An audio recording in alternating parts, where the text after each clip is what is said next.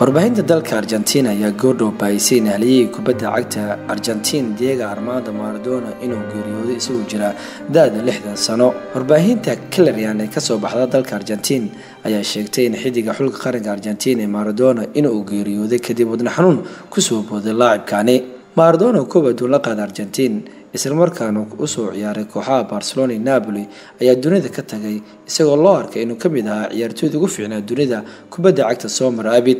Maradona ayaa markii horeysay bishan wuxuu ka soo baxay isbitaal kadib qalliin lagu sameeyay isagoo madaxa dhiig ugu furmay, laakiin haatan waxa la sheegay inuu wadna xanuun ku soo booday isagoo jooga gurigiisa Tigre una geeriyooday wadna xanuunkaasi. weli qoyskiisa ma aysan xaqiijin geerida, laakiin bogga Twitterka xulka Argentina ayaa lagu xaqiijiyay geerida Diego Maradona. Maradona ayaa kubadda la qaaday xulkiisa Argentina sanadii 1986 isagoo lagu xasuusto kubaddii gacanta ahayd oo ka dhaliyay xulka qaranka England. wuxuu laba horyaal oo Serie A dalka Talyaaniga la qaaday naadiga reer Talyaaniga Napoli, halka Copa del Rey kula guuleysay kooxda Bulgaria. 599 kulan ayuu u saftay kooxuhu u soo dheelay isagoo dhaliyay 207 gool. xulka Argentina wuxuu saftay 91 kulan wuxuu dhaliyay 34 gool ayuu dhaliyay Maradona oo magaciisa wuxuu yahay Diego Armando Maradona wuxuu dhashay 3 Oktoobar 1960.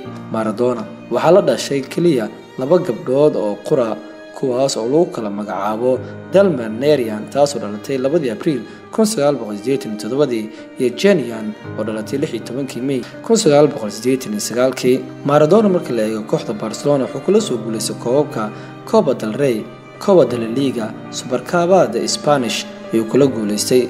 Napolina Serie A ayuu 2 mar la qaaday Copa Italia, UEFA Cup, Supercup Italia. xulka qarankiisana wuxuu kula guuleystay Copa 1986. shakhsi ahaantiisna wuxuu ku guuleystay abaalmarin walba sida abaalmarinta weyn ee Ballon d'Or ayuu ku guuleystay Diego Maradona. 1995 ayuu ku guuleystay. wuxuu sidoo kale ku guuleystay Golden Boot 2003 ayuu ku guuleystay. wuxuu sidoo kale ku guuleystay abaalmarin walba oo la bixiya saaxada kubadda cagta.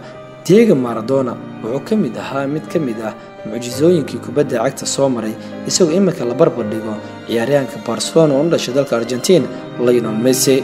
laakiin marka la eego Maradona wuxuu kaga wanaagsan yahay Messi inuu xulkiisa Argentina u qaaday dhacdada koobka adduun, laakiin Messi ayaa ku dhawaaday 2014 inuu u qaado xulka Argentina balse wuxuu ku baxay lugtii Mario Götze oo u dhaliyay xulka Germany goolka madiga ay ugu adkaadeen xulka Argentina. waa xilliga ugu dhawaa Messi oo la qaadi karay xulka Argentina koobka adduunyada. waad ku mahadsantihiin daabashada muuqaalkeena, nagu dhiirigeli like iyo share. waxaan ahay Cabdi Fataax Abdirashiid Abuukarnaani.